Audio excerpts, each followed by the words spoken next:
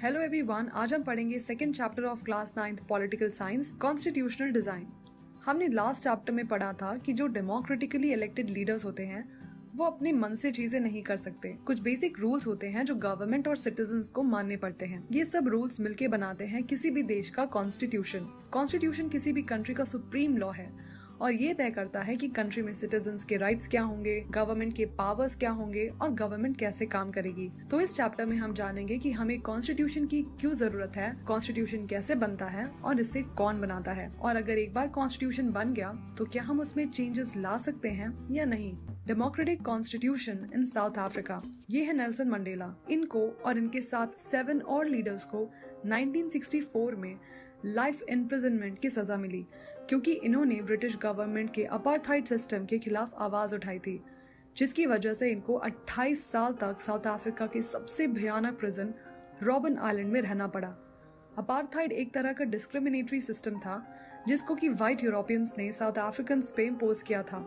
17th और 18th century में जब इंग्लैंड की ट्रेडिंग कंपनीज अलग अलग जगह एरिया ऑक्यूपाई कर रही थी, तभी वो साउथ अफ्रीका और इंडिया में आई। बट इंडिया से अलग साउथ अफ्रीका में बहुत सारे व्हाइट्स भी आके सेटल होने लगे और वहाँ के लोकल रूलर्स बन गए और वहाँ पे अपार्थाइड सिस्टम की शुरुआत हुई। इसमें लोगों को उनके स्किन के कलर के बेसिस पे बांटा जाता था। जो साउथ अफ्रीका के नेटिव लोग थे, यानी वहाँ की 3/4 पॉपुलेशन, उनको ब्लैक्स कहते थे। तो ब्लैक्स और व्हाइट्स के अलावा जो मिक्स्ड रेसेस के लोग थे उनको कलर्ड कहते थे। व्हाइट रूलर्स सारे नॉन व्हाइट्स के साथ बुरे तरीके से बिहेव करते थे। नॉन व्हाइट्स के पास कोई वोटिंग राइट्स भी नहीं थे। ब्लैक्स को व्हाइट्स के एरिया में रहने नहीं दिया जाता था और अगर ब्लैक को व्हाइट के एरिया में किसी काम के लिए जाना पड़ता था तो उसके लिए भी उनको परमिट चाहिए होता था। हर चीजें व्हाइट्स के लिए अलग और ब्लैक्स के लिए अलग थी और ऐसा ट्रीटमेंट के अगेंस्ट प्रोटेस्ट करना या एसोसिएशंस बनाना भी इलीगल था। 1950 से ब्लैक्स, कलर्ड और इंडियंस ने अपार्थाइड सिस्टम के खिलाफ आवाज उठाई और प्रोटेस्ट किया। अफ्रीकन नेशनल कांग्रेस वहाँ की नेशनल ऑर्गेनाइजेशन थी, उसने भी सेग्रीगेशन की पॉलिसी के खिलाफ आवाज उठाई थी। बहुत सी कंट्रीज ने डिनाउंस किया अपार्थाइड सिस्टम को और उसको अनजस्ट और अनफेयर बताया।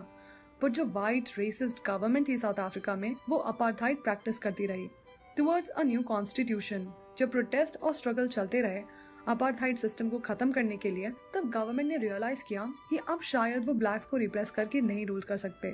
तो व्हाइट रिजीम ने अपनी पॉलिसीज चेंज कर दी, डिस्क्रिमिनेटरी लॉज को रिपील कर दिया, पॉलिटिकल पार्टीज जो बैन थी और मीडिया पे जो रेस्ट्रिक्शंस थे वो भी हटा दिए गए। 28 साल के बाद नेल्सन मंडेला जेल से बाहर आए। फाइनली 26 अप्रैल 1994 को पहली बार साउथ अफ्रीका का नया फ्लैग फहराया गया। जब नए डेमोक्रेटिक साउथ अफ्रीका की शुरुआत हुई तब ब्लैक लीडर्स ने ब्लैक पॉपुलेशन से व्हाइट की अट्रॉसिटीज को भूल जाने को कहा। उन्होंने बोला कि जो नया साउथ अफ्रीका बनेगा उसमें सारे रेसेस और मेन और वुमेन को इक्वली ट्रीट किया जाएगा। फिर पार्टी जिसने ऑपरेशन करके रूल किया था और पार्टी जिसने फ्रीडम के लिए स्ट्रगल किया था, उन दोनों ने साथ में मिलकर अफ्रीका का कॉन्स्टिट्यूशन बनाया। साउथ अफ्रीका का कॉन्स्टिट्यूशन पूरे वर्ल्ड के डेमोक्रेट्स को इंस्पायर करता है क्योंकि जो स्टेट 1994 तक सारी कंट्रीज के लिए अनडेमोक्रेटिक था, वो अब डेमोक्रेसी के मॉडल के रूप में सामने आया। और ये सिर्फ इसी वजह से हो पाया क्योंकि साउथ अफ्रीका के लोगों ने पुरानी सारी बातें भूलकर साथ में आगे बढ़ने का निर्णय लिया। Why do we need a constitution? South Africa का एग्जाम्पल बताता है कि हमें कॉन्स्टिट्यूशन की क्यों जरूरत है और कॉन्स्टिट्यूशन क्या करता है। साउथ अफ्रीका में ऑप्रेसर्स और ऑप्रेस्ड दोनों साथ में इक्वल्स की तरह रहने जा रहे थे। उनके लिए इजी नहीं था एक दूसरे को ट्रस्ट करना। उनके कुछ फियर्स थे। ब्लैक मेजॉरिटी चाहती थी कि डेमोक्रेसी में जो मेजॉरिटी की पावर होती है वो कॉम्प्रोमाइज ना हो और सोशल और इकोनॉमिक राइट्स मिले उनको। व्हाइट माइनॉरिटी अपने प्रिविलेज और प्रॉपर्टी को प्रोटेक्ट करना चाहती थी। लंबी नेगोशिएशंस के बाद दोनों कॉम्प्रोमाइज करने को रेडी हो गए। व्हाइट्स ने अग्री किया मेजॉरिटी रूल के प्रिंसिपल के लिए और इसके लिए कि हर पर्सन का एक वोट होगा। उन्होंने इस बात के लिए भी अग्री किया कि कुछ बेसिक राइट्स मिलने चाहिए पुअर को और वर्कर्स को। ब्लैक्स ने अग्री किया कि मेजॉरिटी रूल एब्सोल्यूट नहीं होगा, यानी माइनॉरिटी की भी बातें मानी जाएंगी और ये कि मेजॉरिटी माइनॉरिटी की प्रॉपर्टी नहीं लेगी। ये कॉम्प्रोमाइज इजी नहीं था, पर ये कॉम्प्रोमाइज इम्प्लीमेंट कैसे होगा और जिस ट्रस्ट के बेसिस पे कॉम्प्रोमाइज हुआ था, क्या गारंटी है कि फ्यूचर में कोई ट्रस्ट नहीं तोड़ेगा? ये ट्रस्ट तभी मेंटेन रहेगा जब हम कुछ रूल्स बनाएंगे जो सबको फॉलो करना जरूरी है। ये रूल्स बताएंगे कि फ्यूचर में रूलर्स को कैसे चूज करना है, इलेक्टेड गवर्नमेंट जो बनेगी वो क्या कर सकती है और क्या नहीं। ये रूल्स सिटीजन्स के राइट्स भी डिसाइड करते हैं। ये बेसिक रूल्स ही हमारा कॉन्स्टिट्यूशन बनाते हैं। So constitution is a set of rules that are accepted by all people living together in a country. Constitution बहुत सी चीजें करता है, जैसे number 1, it generates a degree of trust and coordination that is necessary for different kind of people to live together. यानी ये country में रहने वाले लोगों के बीच में भरोसा और तालमेल बनाता है। Number 2, it specifies how the government will be constituted who will have the power to take which decisions। यानी कि कॉन्स्टिट्यूशन बताता है कि कंट्री में गवर्नमेंट कैसे बनेगी और उस गवर्नमेंट को क्या करने के लिए अनुमति है। Number 3, it lays down limits in the powers of government and tells us what the rights of the citizens are। यानी कि कॉन्स्टिट्यूशन गवर्नमेंट की पावर की लिमिट डिसाइड करता है और ये भी बताता है कि सिटीजन्स के राइट्स क्या हैं। Number 4, it expresses the aspirations of the people about creating a good society।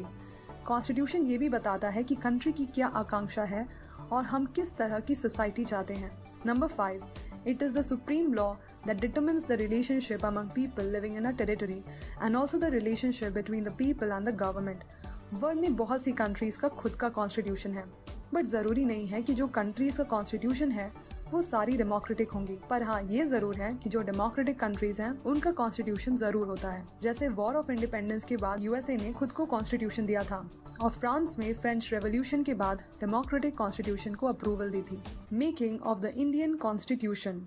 South Africa की ही तरह जब इंडिया का कॉन्स्टिट्यूशन बन रहा था तब हमारे यहाँ भी बहुत डिफिकल्ट सर्कमस्टांसेस थी। इंडिया जैसे ह्यूज और डाइवर्स कंट्री के लिए कॉन्स्टिट्यूशन बनाना बिल्कुल भी इजी नहीं था। उस समय इंडिया के लोग सब्जेक्ट से सिटीजन्स बन रहे थे। कंट्री बनी थी रिलीजियस पार्टीशन के बाद।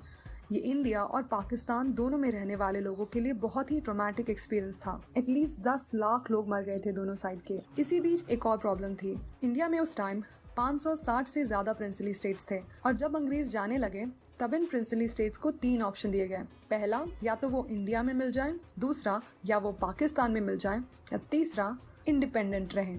तो प्रिंसली स्टेट्स को इंडिया में मिलवाना काफी डिफिकल्ट और अनसर्टन था। तो जो हमारा कॉन्स्टिट्यूशन बना रहे थे उनको कंट्री के फ्यूचर को लेके बहुत चिंता थी। The path to constitution. Freedom struggle में बहुत अलग अलग विचार के लोगों ने पार्टिसिपेट किया। उनके अलग अलग व्यूज थे कि इंडिपेंडेंस के बाद इंडिया को कौन सा रास्ता अपनाना चाहिए और ऐसे डिफरेंसेस अभी भी हैं, पर सब लोगों ने कुछ बेसिक आइडियाज को एक्सेप्ट किया है। 1928 में मोतीलाल नेहरू और 8 अदर कांग्रेस लीडर्स ने इंडिया के लिए कॉन्स्टिट्यूशन ड्राफ्ट किया था। कराची में 1931 में इंडियन नेशनल कांग्रेस का सेशन हुआ था। इसमें आईएनसी ने रेजोल्यूशन पास किया था कि इंडिपेंडेंट इंडिया का कॉन्स्टिट्यूशन कैसा होना चाहिए। इन दोनों डॉक्यूमेंट ने universal adult franchise, right to freedom and equality और माइनॉरिटीज के राइट्स को प्रोटेक्ट करना, इन सब को इंक्लूड किया था। तो कॉन्स्टिट्यूएंट असेंबली के बनने से बहुत पहले ही कुछ बेसिक वैल्यूज एक्सेप्ट कर ली थी इन लीडर्स ने।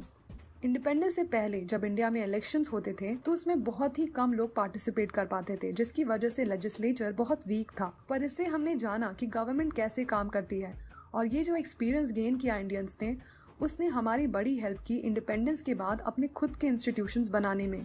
इसलिए गवर्नमेंट ऑफ इंडिया एक्ट 1935 से हमने बहुत से प्रोविजंस लिए हैं अपने कॉन्स्टिट्यूशन में। इतना ही नहीं, हमने अलग अलग कंट्रीज से सीखा है, जैसे फ्रेंच रेवोल्यूशन के आइडियाज, ब्रिटेन से पार्लियामेंट्री डेमोक्रेसी, यूएस से बिल ऑफ राइट्स और रशिया का सोशलिस्ट रेवोल्यूशन। तो इन सबको हमने डायरेक्टली कॉन्स्टिट्यूशन में नहीं डाला, बल्कि सोच समझ के डिस्कशंस हुई और जो हमें हमारी कंट्री के लिए सही लगा उन्हीं को कॉन्स्टिट्यूशन का पार्ट बनाया गया। The constituent assembly. कॉन्स्टिट्यूशन बनाया था इलेक्टेड रिप्रेजेंटेटिव्स की असेंबली ने, जिसको कॉन्स्टिट्यूएंट असेंबली कहते हैं। कॉन्स्टिट्यूएंट असेंबली के लिए इलेक्शंस जून 1946 को हुए थे और उसकी पहली मीटिंग दिसंबर 1946 को हुई। फिर कंट्री डिवाइड हो गई इंडिया और पाकिस्तान में, और कॉन्स्टिट्यूएंट असेंबली भी 2 पार्ट्स में डिवाइड हो गई। कॉन्स्टिट्यूएंट असेंबली जिसने इंडिया का कॉन्स्टिट्यूशन लिखा, उसमें 299 मेंबर्स थे। असेंबली ने कॉन्स्टिट्यूशन को अडॉप्ट किया 26 नवंबर 1949 को और ये इफेक्ट में आया 26 जनवरी 1950 को, और इस दिन रिपब्लिक डे मनाया जाता है। पर आपको नहीं लगता कि ये जो कॉन्स्टिट्यूशन बना है वो भी 70 साल पहले, क्या हमें उसे अब मानना भी चाहिए? बिल्कुल। और ऐसा क्यों है, let's see. Number 1, the constitution does not reflect the views of its members alone, it expresses a broad consensus of its time. क्योंकि कॉन्स्टिट्यूशन में जो व्यूज हैं वो सिर्फ इस असेंबली के नहीं बल्कि उस समय इसी बात से सब सहमत थे। बहुत सी कंट्रीज को कॉन्स्टिट्यूशन दोबारा बनाना पड़ता है क्योंकि कंट्री के कुछ ग्रुप्स सहमत नहीं होते, या फिर कुछ कंट्रीज में कॉन्स्टिट्यूशन सिर्फ पेपर बन के रह जाता है और उसकी कोई वैल्यू नहीं होती। पर हमारे यहाँ ऐसा नहीं है। इनफैक्ट इतने सालों के बाद भी हमारा कॉन्स्टिट्यूशन पे विश्वास अभी भी बना हुआ है।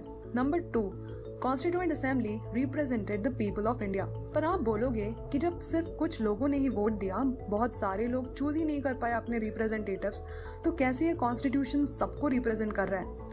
ऐसा इसलिए है क्योंकि जो प्रोविंशियल लेजिस्लेचर से इलेक्ट होके ये कॉन्स्टिट्यूएंट असेंबली में गए थे, ये प्रोविंशियल असेंबलीज पूरे भारत में फैली हुई थी। मतलब इंडिया की हर कोने से लोगों ने इस असेंबली में पार्टिसिपेट किया था। असेंबली में ज्यादातर मेंबर्स कांग्रेस पार्टी के थे, पर उस समय कांग्रेस में सारे विचारधाराओं के लोग थे और असेंबली में अलग अलग लैंग्वेज, कास्ट, क्लास, रिलीजन और ऑक्यूपेशन के लोग थे। तो अगर यूनिवर्सल अडल्ट फ्रेंचाइजी के बेसिस पे इलेक्शन होता भी, तब भी ऐसा ही कुछ कॉम्पोजिशन होता नेशनल असेंबली का। Number 3, the constituent assembly worked in a systematic, open and consensual manner which gives sanctity to the constitution. Constituent Assembly का काम बहुत ही ऑर्गेनाइज्ड वे में था। सबसे पहले हमने कुछ बेसिक प्रिंसिपल्स डिसाइड किए और उस पर सहमति हुई।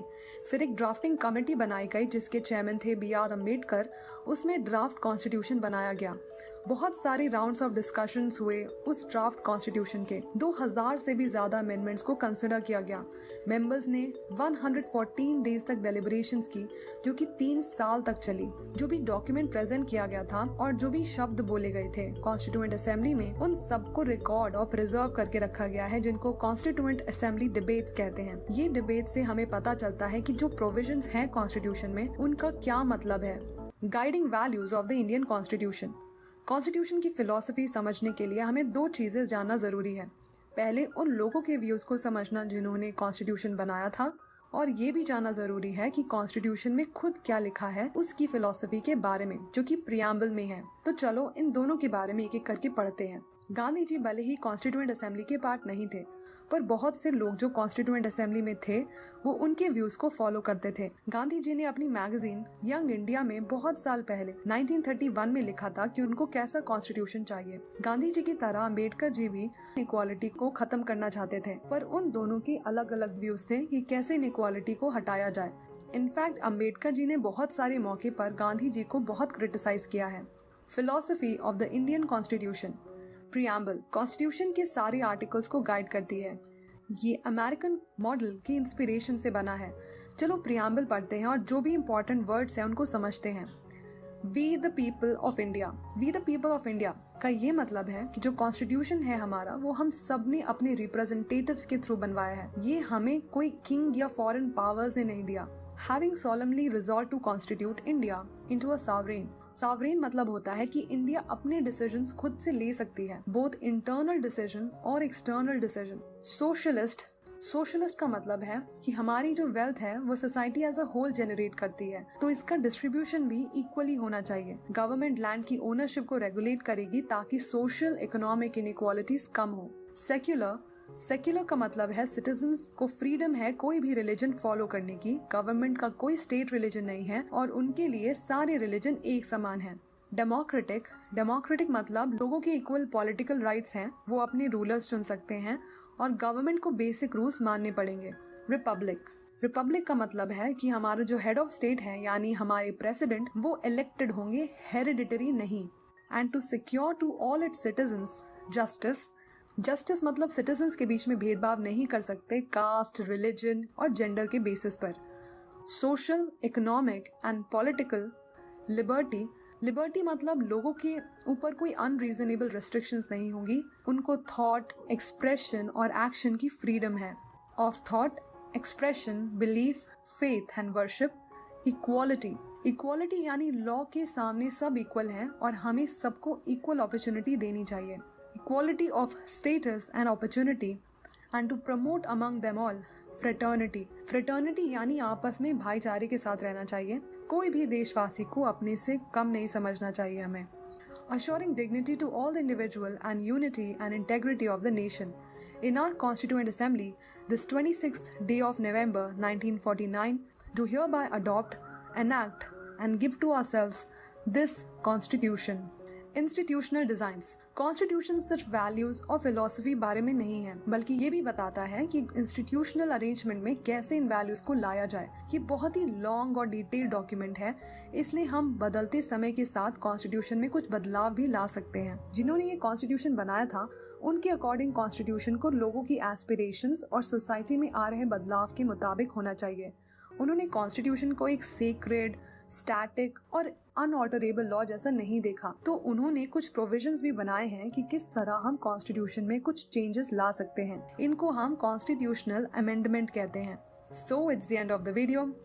Thank you so much for watching. Have a great day. Bye.